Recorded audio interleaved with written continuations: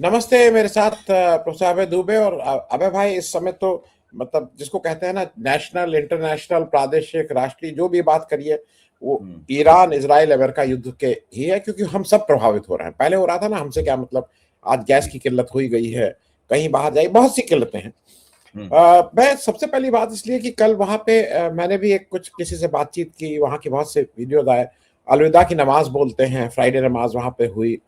और आज जितने लोग निकल के बाहर आए हैं, और एक दो चीजें और हुई हैं। जब 28 को ये युद्ध शुरू हुआ और आज में एक नए रहनुमा आ गए हैं। अब उनकी क्लैरिटी बहुत है। मुझे जो ईरान की सबसे बड़ी बात लगी कि उनके यहाँ वो है 1 2 3, मेरी मेरे ये कंडीशन हैं, अगर आप इस पे आ रहे हैं तो हम आपसे बात करेंगे, नहीं आ रहे हैं तो कोई बात नहीं। उनके यहाँ क्लैरिटी है। सामने अमेरिका, और रोज अमेरिका इसराइल क्या करना चाह रहे हैं क्या नहीं करना चाह रहे हैं और क्लियर नहीं है। और ईरान लगातार अमेरिका और इसराइल को क्षति पहुंचा रहा है। वो खिसियानी बिल्ली खंबा नोचे, कह रहे हैं नहीं नहीं अपने आप क्रैश हो गया था। उनका एक रीफ्यूलिंग जो एयरक्राफ्ट क्रैश वो हुआ है, जिसको ईरान क्लेम कर रहा है कि उसने गिराया है। ओवरऑल आज की स्थिति 28 से आज तक कहां तक चले और कहां पहुंच रहे हैं, जरा इस पे हमें भाई एक ओवरऑल टिप्पणी, फिर मेरे स्पेसिफिक क्वेश्चन। आनंद जी, आज युद्ध का 15वां दिन है। 28 तारीख को हमला शुरू हुआ था। मोटे तौर पे मान लेते हैं कि 15वां दिन है युद्ध का। जब वियतनाम में अमेरिका पराजित होकर अपमानित हुआ था, उस वक्त तो मैं बहुत छोटा था उम्र में। तो मैं उस पूरी घटनाओं से वाकिफ था। मेरे घर से अखबार निकलता था, मेरे पिताजी अखबार निकालते थे। तो मेरे चारों तरफ इन बातों के बारे में चर्चा होती रहती थी। लेकिन मैं शायद उतना महत्व तो बाद में मेरी समझ में आया, जब मैंने पढ़ाई लिखाई की तो बाद में समझ में आया कि इस घटना का कितना बड़ा महत्व है। फिर दो और घटनाएं अमेरिका की पराजय की हम लोगों के सामने हुई। अफगानिस्तान में अमेरिका पराजित हुआ।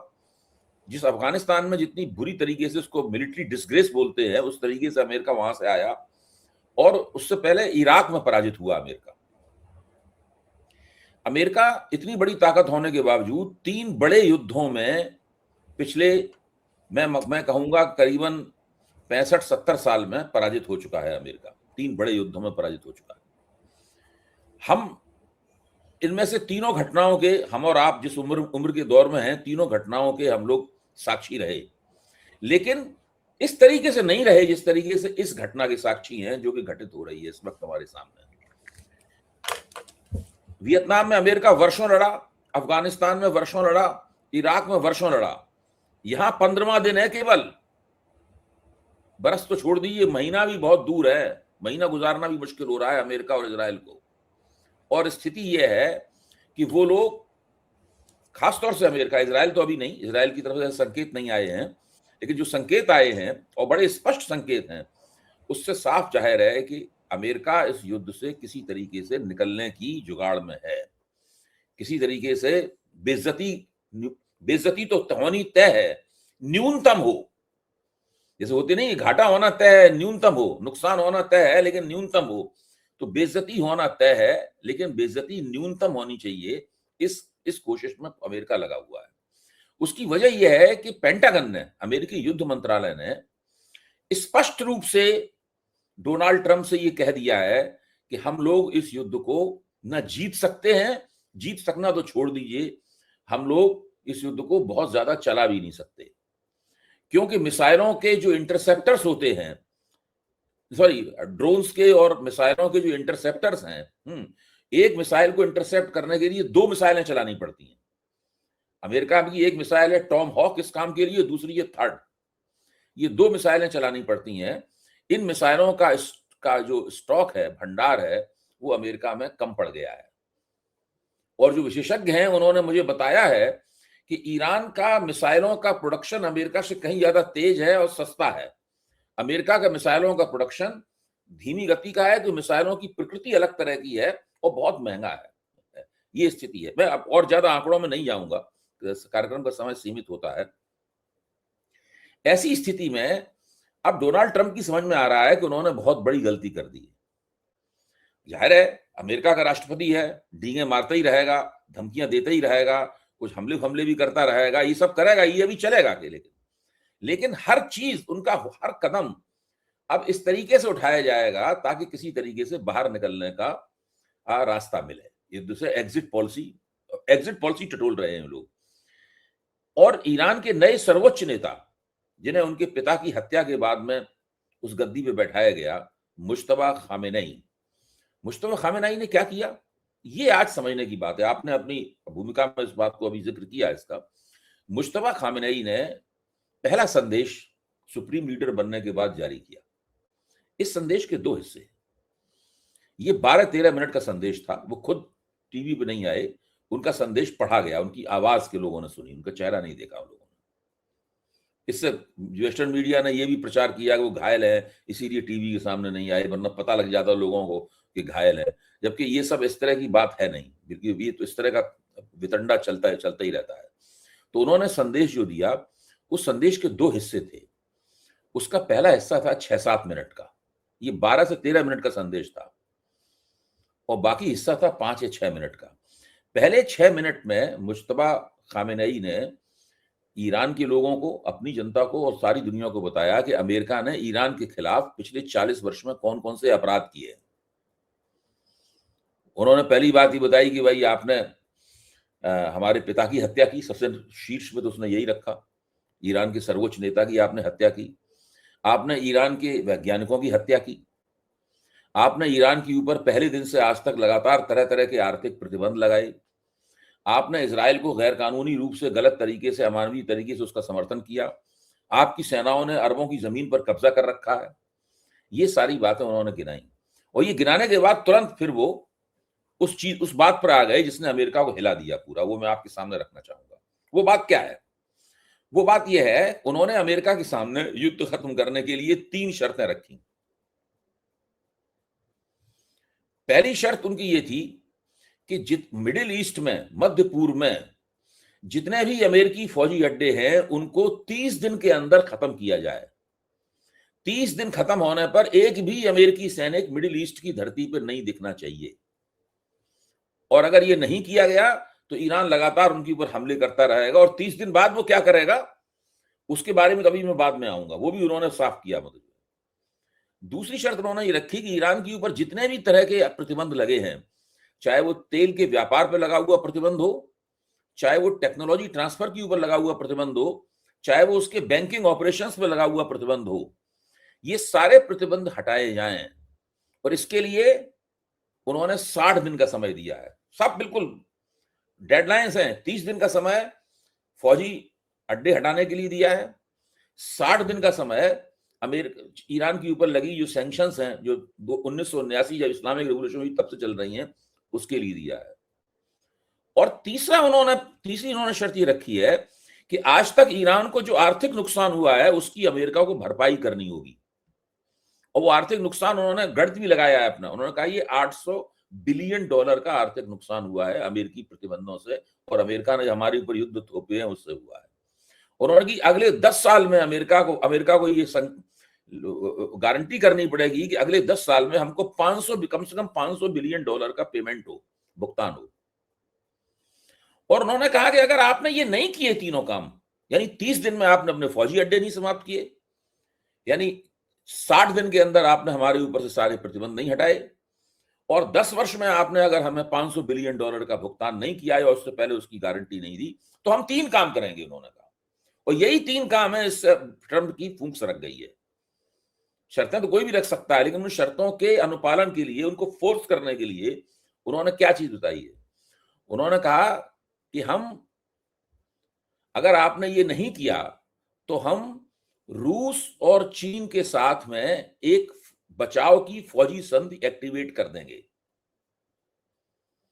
तो अपने डिफेंस में हम एक फौजी संधि एक्टिवेट कर देंगे अगर आपने ये नहीं किया, और ईरान की धरती पर फिर फौजी अड्डे बनेंगे, ये उन्होंने कहा। दूसरी बात उन्होंने ये कही कि हम अमेरिका की जो संपत्तियां दुनिया में कहीं भी हैं उनको नष्ट करना शुरू कर देंगे, और जहां हमारा मौका लगेगा हम उनको जब्त करेंगे, उन संपत्तियों को, तो सारे शहीदों के खून का बदला लिया जाएगा। और तीसरी सबसे खतरनाक बात उन्होंने ये कही, दूसरी बात भी बहुत खतरनाक थी, तीसरी और सबसे खतरनाक बात उन्होंने ये कही, उन्होंने कहा कि हम अंतर्राष्ट्रीय कानून का हवाला देते हुए उन्होंने कहा कि हम एक न्यूक्लियर डिटरेंस डेवलप करेंगे, अपने यहाँ डिटरेंट डेवलप करेंगे, और उसके लिए हम एक एटम बम भी डिप्लॉय करेंगे, एटम बम तैनात करेंगे। ये नहीं कहा हम एटम बम बनाएंगे, लेकिन इसका मतलब ये निकलता है कि या तो उनके पास पहले से एटम बम है, या रूस और चीन ने उनसे कह दिया है कि हम तुम्हें एटम बम दे देंगे, या उन्होंने दे दिया है। अच्छा, अब ये स्थिति बनती है। जैसे ही उन्होंने अपना वक्तव्य समाप्त किया, उसके ठीक 1.5 घंटे बाद, 90 मिनट बाद चीन की तरफ से एक आधिकारिक वक्तव्य आया। इस वक्तव्य में कहा गया कि हम पूरी तरीके से ईरान के साथ हैं, ईरान का जो अधिकार है उस अधिकार का हम पूरी तरीके से समर्थन करते हैं, हम 100% ईरान के साथ खड़े हुए हैं। और उसके 40 मिनट बाद रूस की तरफ से वक्तव्य आया, बिल्कुल चीन के वक्तव्य जैसा। उसने कहा पूरी तरीके से ईरान के साथ खड़े हुए हैं।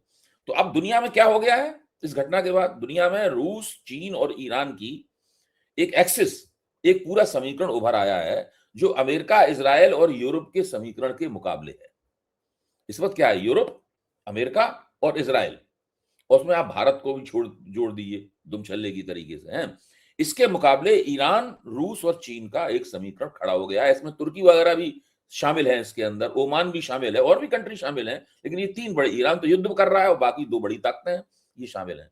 तो जिस यूनिपोलर वर्ल्ड के लिए डोनाल्ड ट्रंप पूरी कोशिश कर रहे थे कि अमेरिका के रुतबे के तले एक यूनिपोलर वर्ल्ड बनेगा, एक ध्रुवीय विश्व बनेगा, देख इस युद्ध का सबसे बड़ा परिणाम यह है कि वो यूनिपोलर वर्ल्ड बनना तो दूर रहा, अब दुनिया सीधे सीधे एक बाईपोलर वर्ल्ड की तरफ जा रही है, बाईपोलर या मल्टीपोलर वर्ल्ड की तरफ जा रही है। और ईरान का कहना यह है कि हम तो लगातार युद्ध चलाते रहेंगे, और अब सारी दुनिया के डिफेंस एक्सपर्ट ये कह रहे हैं कि ईरान को युद्ध चलाने के लिए बहुत कम पैसा खर्च करना है, और उस युद्ध को अब अमेरिका उस युद्ध में भागीदारी करने के लिए उससे कई सैकड़ों गुना ज्यादा रकम खर्च करनी पड़ रही है। तमाम अर्थशास्त्रियों ने बता दिया है कि ईरान का खर्चा कितना हो रहा है, अमेरिका का खर्चा कितना हो रहा है, उसमें जमीन आसमान का फर्क है। जमीन आसमान का फर्क बताना भी बहुत बहुत इतना फर्क है, इसकी कोई सीमा नहीं है। और अमेरिका अपनी तमाम समृद्धि के बावजूद, तमाम डीप पॉकेट्स के बावजूद, मिलिट्री टेक्नोलॉजी के ऊपर जबरदस्त महारत और उसके इजारेदारी के बावजूद अमेरिका उसको टिकाए हुए नहीं रख सकता है। ये अमेरिका वालों ने बता दिया है उनको। और अब ये भी तथ्य निकल के आ रहे हैं कि युद्ध करने से पहले जब डोनाल्ड ट्रंप ने अपने फौजी सलाहकारों से बात की थी, तो उन्होंने कहा था, देखिए आप कमांडर इन चीफ हैं, आप आदेश करेंगे हम युद्ध शुरू कर देंगे। लेकिन आप सोच लीजिए कि ये युद्ध जो है बहुत ज्यादा देर तक नहीं चलेगा। पिछले साल जून में जब 12 दिन तक इजराइल और अमेरिका ने ईरान के ऊपर न्यूक्लियर ठिकाने नष्ट करने के नाम पर जो हमले किए थे, उसमें ही अमेरिका और इजराइल को पता लग गया था कि ये काफी बहुत दिनों तक इस प्रकार के हमले नहीं चलाए जा सकते हैं। फिर पेंटागन ने डोनाल्ड ट्रंप को, मैं सारी बातें एक साथ कह देता हूं फिर आप पूछिएगा, पेंटागन ने डोनाल्ड ट्रंप को यह भी बता दिया है कि अगर आप सत्ता परिवर्तन करना चाहते हैं तो आपको फौज उतारनी पड़ेगी। उसने कहा कि हमको 2 लाख सैनिक जो है उतारने पड़ेंगे ईरान की धरती पर, और वो सैनिक 17-18 महीने तक लड़ेंगे। उसमें कम से कम 15 से 20 हजार अमेरिकियों की जान जाएगी। ये पूरा समीकरण उनको, डोनाल्ड ट्रंप को बता दिया गया है। अब आप जानते हैं अमेरिका में क्या, दुनिया में कोई भी राष्ट्रपति, अमेरिका का राष्ट्रपति खास तौर से 15-20 हजार सैनिक मारे जाएंगे, ये सब नहीं, ये सब हो नहीं सकता है। अमेरिका, डोनाल्ड ट्रंप का जुलूस निकल जाएगा, और उनके चक्कर में उनकी रिपब्लिकन पार्टी का जुलूस निकल जाएगा। अगर रिपब्लिकन पार्टी ने डोनाल्ड ट्रंप को नहीं रोका तो डोनाल्ड ट्रंप यही सब करते रहे तो। इसमें क्या है, इसमें अमेरिका और इजराइल के बीच में मतभेद भी पैदा हो गए हैं। मतभेद इस बात को लेकर पैदा हो गए हैं कि डोनाल्ड ट्रंप एग्जिट पॉलिसी तलाश कर रहे हैं, एग्जिट तलाश कर रहे हैं, और वो अभी वही पुरानी बातें कर रहे हैं नेतन्याहू की, भाई हमको तो सत्ता परिवर्तन करना है। तो पेंटागन कहना है कि उनको करना, वो करें सत्ता परिवर्तन, हम लोग क्यों करें। तो अमेरिका में अब बात ही चल रही है कि मेक अमेरिका ग्रेट, नहीं अमेरिका फर्स्ट की है क्या हमारी पॉलिसी इजराइल फर्स्ट है। अमेरिका में मोटे तौर पे पत्रकार लोग पॉलिटिशियन से पूछ रहे हैं, सड़क पे चलते कोई मिल जाता है तो पत्रकार पूछने लगता है उससे, इसके वीडियो भी बड़े दिलचस्प चल रहे हैं सब जगह, कि वाशिंगटन डीसी में कोई पॉलिटिशियन सड़क क्रॉस कर रहा है अपनी टाई वाई लगाए हुए, पत्रकार लगातार उससे पूछ रहा है, इज इट अमेरिका फर्स्ट और इजराइल फर्स्ट। जवाब नहीं दे रहा है, वो आगे जा रहा है जल्दी जल्दी, जवाब पूछ रहा है लगातार उससे। तो ये बात भारत में भी पूछी जा रही है कि भाई इट्स इंडिया फर्स्ट और इजराइल फर्स्ट, ये भारत के ऊपर भी उतनी बात लागू होती है। तो ये स्थिति है, पूरी परिस्थिति पलट गई है।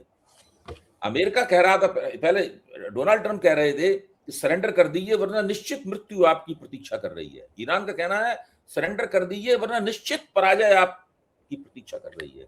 आप हार से बच नहीं सकते किसी भी कीमत पर। ट्रंप के एक जी तरफ कुआं है, दूसरी तरफ खाई है।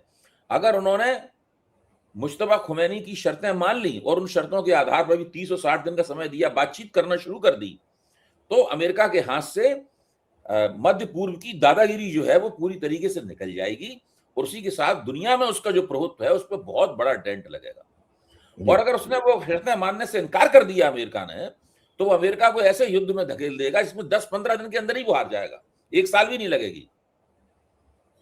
और जी उनके युद्ध विशेषज्ञों ने ये भी कह दिया है कि अगर आपने देखिए ये मिसाइल और बमबाजी जारी रखी वहां पर, तो हमारे पास कंटिजेंसी में इस्तेमाल करने लायक चीजें नहीं रहेंगी। फिर कुछ और कहीं हो जाए, किसी दूसरे मोर्चे पे हमें जरूरत पड़े डिप्लॉयमेंट की, तो हमारे लिए बड़ी समस्या हो जाएगी, क्योंकि इतनी बढ़िया इन्वेंट्री हमारी है नहीं जो मिसाइलों की, टॉम हुक की और थर्ड मिसाइलों की। जी अबे भाई मैं एक दो तीन चीजें एक साथ आपसे पूछ ले रहा हूँ, क्योंकि देखिए एक डिफेंस का एक बहुत थंब रूल होता है कि जो अटैक करता है उसको 3 गुना खामियाजा भुगतना पड़ता है। 1:3 का माना जाता है, 1:2 नहीं, 1:3। अगर आपके पास 100 फौजें हैं तो हमें 300 लोग कम से कम होने चाहिए। सब मोटी मोटी, मैं कोई रक्षा विशेषज्ञ नहीं हूं, लेकिन पढ़ के घर में जो लोग हैं एक मोटे तौर पे ये बोला जाता है उसमें। अच्छा, दूसरा कि बूट्स ऑन द ग्राउंड जिसको कहते हैं कि आपको अल्टीमेटली इन्फेंट्री के बिना ये नहीं होता, ये सब ऊपर से फेंकना, ये करना है, वो करना, वो अलग है। दूसरी बात जो मुझे लगता है कि ये बिल्कुल स्पष्ट है कि ये जो खामनेई साहब हैं, इन्होंने अपना होमवर्क बहुत ठीक से किया है। जब ये आए हैं तो ये लगातार अपना होमवर्क कर रहे हैं, लोगों से संपर्क कर रहे हैं, अपनी सब बातचीत करके फिर इन्होंने ये वक्तव्य दिया। और शायद सामने न आने का कारण यह है, कुछ लोग कहते हैं कि अगर वो सामने आते हैं तो वो डिजिटल प्रिंट हो जाता है उनका, तो उनको ट्रैक करना आसान हो जाता है। और वो शायद इस चीज को इस समय वो कर रहे हैं कि हम भाई कहीं उनको ना अटैक किया। अमेरिका तो उनको भी मारने को तैयार रहेगा। मैं एक संभावना आपसे और दो एक साथ क्वेश्चन पूछ ले रहा हूं। देखिए, अमेरिका और इनका युद्ध अगर लंबे समय तक चला तो एक चीज तय है कि अमेरिका के बहुत से लोग जो आज साथ अमेरिका के खड़े हुए नजर आ रहे हैं कि नहीं है ये नहीं मालूम, वो भी हो सकता है इस एक्सेस की तरफ शिफ्ट हो। अब उसमें सबसे एक नंबर पे मैं लेता हूं ब्राजील को। ब्राजील बिल्कुल इस समय परेशान है। 2 नंबर पे मैं लेता हूं वेनेजुला को। वेनेजुला भले ही कुछ हो, लेकिन वेनेजुला का जो आम नागरिक है उसको बुरा नहीं लगा कि उसके राष्ट्रपति को, उसकी बीवी को उठा के तुम ले जाके जेल में बंद कर दियो वेनेजुला को। मुझे लगता है कि कनाडा भी जिस तरह से ये ट्रीटमेंट करते हैं, कनाडा को भी अपनी एक अलग स्वायत्तता, ग्रीनलैंड, इस तरह से तमाम देश निकल के आएंगे उन्हीं लोगों में जो आज उनके खत्ते में खड़े हुए नजर आ रहे हैं, जो कहीं ना कहीं अगर खुल के नहीं तो साइलेंटली उनका सपोर्ट होगा। मैं इसी के लार्जर उसको करके, भारत ने, मुझे समझ में नहीं आता है क्यों यूएन में जाके एक जीसीसी स्पॉन्सर्ड कंट्रीज ने जो एक इस जो अटैक का भर्त्सना की और उसका कंडम किया ईरान के अटैक को, भारत उसमें क्यों जाके ताली बजाने लगा? भारत क्यों सिग्नेटरी हो गया? भारत क्यों उनके साथ खड़ा हो गया? आइडियली भारत को इस समय अगर न्याय की बात है तो ईरान के साथ खड़ा होना था। अगर आपका अपना कोई स्वार्थ है कि भाई किसी का व्यापार हो रहा है, किसी का कुछ हो रहा है, आपकी कुछ फोटो है नहीं है, आपकी कुछ पूछ दबी हुई है, तो आपको चुप रहना चाहिए था। मैं इस पे भी एक वो और एक आखिरी टिप्पणी, इतना बड़ा वो हो रहा है, हमारा आपका रोज का जनजीवन इससे प्रभावित हो रहा है। लोकसभा में इस पे बहस नहीं हो रही है, कोई वक्तव्य नहीं आ रहा है। मतलब इस पे तो वक्तव्य आने चाहिए भाई, ऐसे ऐसे है, हमारी पोजीशन ये है, हम ऐसे करेंगे, आप लोग ऐसे करिए। यहाँ तो ये हालत है उत्तर प्रदेश।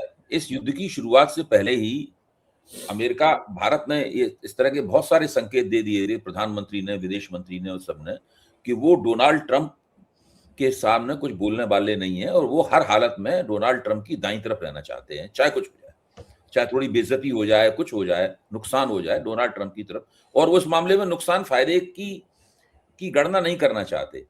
अगर चाहे तो भारत ये गणना कर सकता है कि भाई 20 जनवरी को डोनाल्ड ट्रंप ने शपथ ली थी, आज तक क्या फायदा नुकसान हुआ उनकी दोस्ती से है, तो वो ये नहीं करना चाहते। उन्होंने तय कर लिया कि हमारी डॉक्ट्रिन जो है कि हम डोनाल्ड ट्रंप के साथ रहें। फिर इजराइल के प्रति नरेंद्र मोदी का और भारतीय जनता पार्टी का और उनके समर्थकों का एक विचारधारात्मक आकर्षण है। वो चाहते हैं कि एक इजराइल जैसा देश है वैसा हमको भारत बनाना है। ये उनका एक विचारधारात्मक उनका है आकर्षण। इसलिए वो बार बार वो लोग इजराइल जाते हैं, इजराइल से अच्छे संबंध हैं, इजराइल ने कभी कोई टेक्नोलॉजी दे दी तो उसका गुणगान करते रहते हैं, वगैरह वगैरह, ये सब उनका चलता रहता है। और मॉसड जो है ना, वो भारतीय खुफिया प्रतिष्ठान है, उसके अंदर पूरी तरीके से एम्बेडेड हो गया है। मतलब मॉसड जो है ना, वो पूरी तरह भारत के खुफिया प्रतिष्ठान और उसके बीच में एक इंटीग्रेशन है, एक दोनों एक दूसरे के साथ पूरी तरीके से जुड़ गए हैं। ये सारी स्थिति है। तो ये स्थिति पहले से मौजूद थी। फिर उसके बाद में, जैसे कि मैंने कल जनरल जीडी बख्शी से बातचीत की, तो उन्होंने कहा, भाई सब लोग जानते हैं जनरल जीडी बख्शी मोदी जी के प्रशंसक हैं, कोई वो इजराइल के भी प्रशंसक हैं, तो वो, लेकिन साथ में वो ईरान के भी बड़े भारी प्रशंसक निकले। उन्होंने कहा कि भाई जो उनकी ईरान की कुर्बानी देने की परंपरा है, और कितना पनिशमेंट, कितना दंड, मतलब कितनी तकलीफ आदमी झेल सकता है, कितना हमला आदमी, ऐसे शॉक एब्जॉर्बर्स हैं वो ले सकता है आदमी, ये सब ईरान से ईरान उसमें सबसे आगे है, उनका मानना ये है। और वो अमेरिका सबसे पीछे है इस मामले में उनका। और इजराइल की समस्या उन्होंने बताई कि बहुत छोटा देश है, आबादी बहुत कम है, और जब उसके ऊपर हमला वगैरह होगा तो बहुत मुश्किल होगा इजराइल के लिए उसको झेल पाना। ये सब उनका विजन है। उनका कहना था कि मोदी के जो फौजी सलाहकार हैं, उन्होंने मोदी को गलत सलाह दी। उनका कहना है इन फौजी सलाहकारों ने बताया कि भाई इजराइल, CIA, मोसैड और अमेरिका, ये सब जब एक हो गए तो कोई अब इसमें क्या सोचना है, ये तो मुश्किल से 2 या 3 दिन में युद्ध खत्म हो जाएगा। वही जैसा मुगालता पुतिन को था यूक्रेन के मामले में, इसी तरह का मुगालता नेतन्याहू को भी था, इसी तरह का मुगालता डोनाल्ड ट्रंप को भी था, और इसी तरह का मुगालता नरेंद्र मोदी को भी था कि खत्म हो जाएगा। लेकिन वो सारी की सारी बातें गलत साबित हुई। जो जमीनी सिचुएशन थी वो बिल्कुल अलग तरह की थी। उस जमीनी सिचुएशन को इन लोगों ने, सब लोगों ने नजरअंदाज किया। अमेरिका की जो बहुत विशाल और ताकत थी, और इजराइल के जो इजराइल ने कई मिलिट्री कारनामे भी किए हैं 60 के दशक से, हम जानते हैं। उन्होंने एक जमाने में मिस्र के पूरी एयरफोर्स ही तबाह कर दी थी, ब्लिट्जक्रिग कह के, मतलब जो है करके। युगांडा में जब उन्होंने अपने लोगों को छुड़ाया था, फिर उन्होंने छुड़ाया था। नहीं, वो तो म्यूनिख ओलंपिक के बाद ऑपरेशन था। लेकिन मुझे याद है, तब तो मैं बहुत छोटा था, कि वो मिस्र के जो युद्धक हवाई जहाज थे उड़ ही नहीं पाए। वो उनको उनके हवाई अड्डों पे ही उसने, इजराइल ने जो है सब बम से करके बमबारी करके खत्म कर दिया। तो ये सब इजराइल ने कई ऐसे कारनामे किए। इससे इजराइल की फौजी हलकों में काफी प्रतिष्ठा है। इन सबसे प्रभावित होकर और बढ़ा चढ़ा के इन सबको मान के इन लोगों ने ये माना कि युद्ध 4 या 5 दिन, हद से हद 1 हफ्ता चलेगा। और डोनाल्ड ट्रंप की जो डींगें थी, उनकी वजह से भी ये सब मामला रहा। इस चक्कर में भारत युद्ध में बिना शामिल हुए भी एक तरह से शामिल हो गया उसके अंदर। जो पहले वहां इजराइल गए, 36 घंटे पहले वहां पे थे, और संसद में खड़े हो गए, हम इजराइल के साथ हैं, ये सब नारेबाजी, ये तो हर जगह जाके नारेबाजी करने लगते हैं। डोनाल्ड ट्रंप के साथ भी अब की बार ट्रंप सरकार का नारा लगाया था, नेतन्याहू के साथ भी उनकी संसद में जाके नारेबाजी कराई। तो इससे ये सब लोग इस चक्कर में फंस गए हैं। अब भारत का फंसाव आप देखिए। अब चूंकि हो चुके हैं आप इजराइल और अमेरिका के साथ खुलकर हो चुके हैं, तो आप ईरान का समर्थन कर नहीं सकते। अब ईरान के सामने तरह तरह की पैंतरेबाजी करके, और किसी तरह उनको कह रहे हैं कि भाई होर्मुज से हमारे गैस के और तेल के जहाज आ जाने दीजिए। ईरानी कह रहे हैं let's hope for the best. Iran में जो भारत का, आज मैंने पढ़ा, ईरान में जो भारत के राजदूत हैं, उन्होंने कहा हमारी बातचीत चल रही है, हम पूरी मदद कर रहे हैं भारत की कि होर्मुज से उनके वो तेल निकल आए, तेल के जहाज निकल आए। जबकि मैं शायद आपको बताना भूल गया, जो मुश्तबा खामनेई ने कहा, अगर आपने हमारी बातें नहीं मानी, तो पहली बात उन्होंने कही कि हम होर्मुज को पूरी तरीके से बंद कर देंगे किसी व्यापारिक आदान प्रदान के। इसका मतलब क्या हुआ? वो होर्मुज को एक भरी हुई बंदूक, भरी हुई पिस्तौल बना देंगे, इसमें सेफ्टी कैच भी नहीं लगा हुआ है, इसमें घोड़े पे उंगली लगा चलाते ही फायर होना शुरू हो जाएगा, और पूरी तरीके से दुनिया में जो तेल की वजह से जो अर्थव्यवस्था पर असर पड़ता है, वो बहुत भयानक स्थिति में पहुंच जाएगा।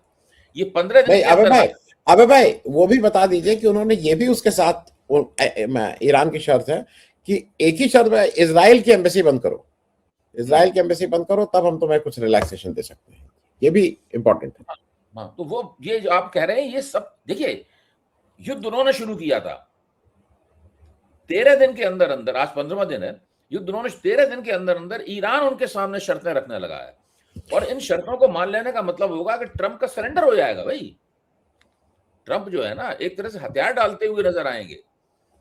अब तो पूरी तरह ट्रंप की कोशिश ये है। अच्छा, दिक्कत की बात क्या है कि ईरान अगर 5-6 मिसाइलें दाग दे और 20-25 अपने सस्ते मद्दे ड्रोन मार दे, तो उनका बदला लेने के लिए अमेरिका को मिलियंस ऑफ डॉलर खर्च करने पड़ते हैं। बहुत, जब तक वो तो बहुत बड़ी ताकत है, वो तो उनकी ठाकुर साहब की मूछ नीची हो जाएगी अगर वो बहुत सारे मतलब मिसाइल नहीं बरसाएंगे ईरान के ऊपर और मिलियंस ऑफ डॉलर नहीं बर्बाद कर देंगे उसके अंदर। तो अमेरिका ने युद्ध शुरू किया है, उसको वो चलाए हुए नहीं रख सकता। उससे जल्दी से जल्दी इस युद्ध से बाहर निकलना है, और यही ईरान की जीत की शुरुआत है।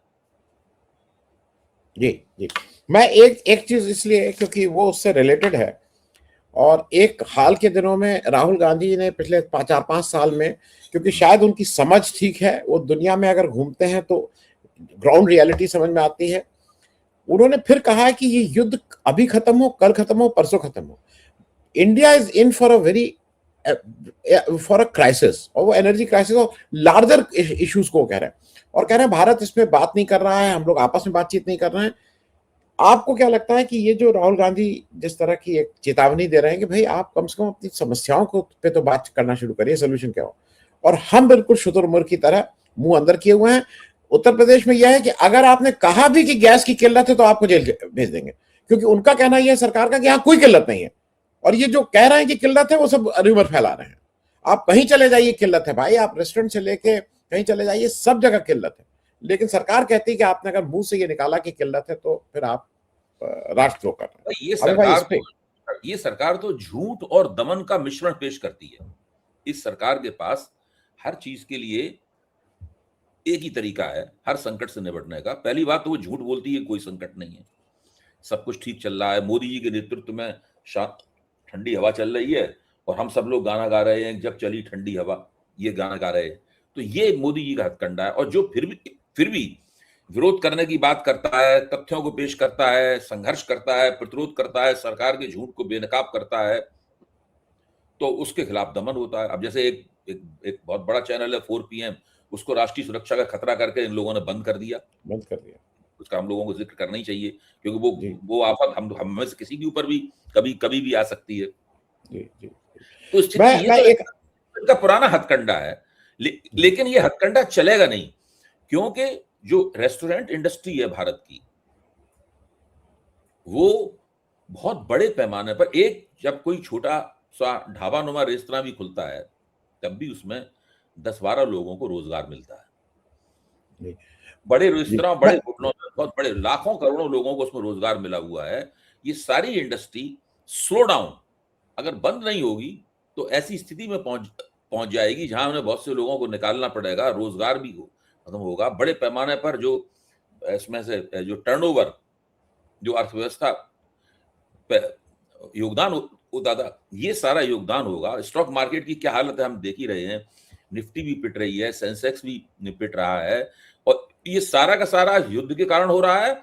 और इस युद्ध में मोदी जी की जो एक अघोषित भागीदारी है उसके कारण हो रहा है। जी, मैं सिर्फ एक अंतिम बात, क्योंकि एक छोटा सा उस पर आपका ले लूं, वो इंपॉर्टेंट था। ओम बिरला जी के अगेंस्ट अविश्वास प्रस्ताव आया, उसके बाद ओम बिरला जी आए, उन्होंने एक लंबा वक्तव्य पढ़ा, थोड़ा चेहरे की भाव भंगिमा थोड़ी पहले लगा था कि जो है, लेकिन उनकी हरकतों में कोई फर्क नहीं मैंने देखा। वो जैसे थे, अब मुझे लग रहा है कि वो अब ज्यादा खूंखार हो जाएंगे और अब वो ज्यादा अमानवीय ढंग से लोकसभा चलाएंगे। मैं तो ये बोल रहा हूं, अमानवीय। मैं सहमत हूं आपकी बात से। देखिए, उनको एक एजेंडा दिया गया है, इस बात को हमें समझना चाहिए कि ये सब लोग आइडियोलॉजिकल लोग हैं। ये अपने विचारधारात्मक एजेंडे के हिसाब से अपनी राजनीति चलाना चाहते हैं। बाकी उन्हें लोकतंत्र की मर्यादाएं, लोकतांत्रिक स्वभाव, मिजाज, इन सब चीजों से कोई मतलब नहीं है। ये सारे के सारे लोग आइडियोलॉजिकल, हर आदमी की शैली अलग अलग हो सकती है, लेकिन हैं सब आइडियोलॉजिकल लोग। इसीलिए क्या होता है कि जो बाहर का बंदा होता है, जैसे कि ये तो अंदर के बंदे हैं, ये तो आरएसएस की कतारों से आए हैं, लेकिन जगदीप धनखड़ थे, वो बाहर की कतारों से आए थे, वो आरएसएस के आदमी तो है नहीं। तो इनकी काफी सेवा करने के बावजूद भी जगदीप धनखड़ अंततः इनकी ऑर्बिट से इजेक्ट हो गए, इनकी कक्षा से वो बाहर चले गए, क्योंकि उन्होंने एक दो काम ऐसे कर दिए इन लोगों ने दूध में से मक्खी से फेंकी जाती है उनको बाहर फेंक दिया। ओम बिरला के साथ ये कभी नहीं होगा, क्योंकि वो उसी आइडियोलॉजी में रचे पके, उसी विचारधारा में रचे पके हैं। तो ये तो निश्चित रूप से अब जब इनको अविश्वास प्रस्ताव इनकी गिर गया है, जो गिरना ही था, अब तो ये उस काम को जो इन्हें थमाया गया है कि अपोजिशन को सदन के पटल के ऊपर पूरी तरीके से निष्प्रभावी कर देना है। ये काम सदन के अध्यक्ष पीठासीन अधिकारी के जरिए ही, प्रिसाइडिंग ऑफिसर के जरिए ही होगा। वो काम अब और भी ज्यादा दबदबे के साथ में और भी ज्यादा, इसको अंग्रेजी में कहते हैं विद इम्प्यूनिटी, शब्द गिर चुका है, मतलब हाँ, विद इम्प्यूनिटी, यानी किसी भी किस्म के जोखिम की परवाह किए बिना ये उस काम को करें। थैंक्स सो मच, बहुत बहुत शुक्रिया अभय भाई बातचीत करने के लिए, धन्यवाद।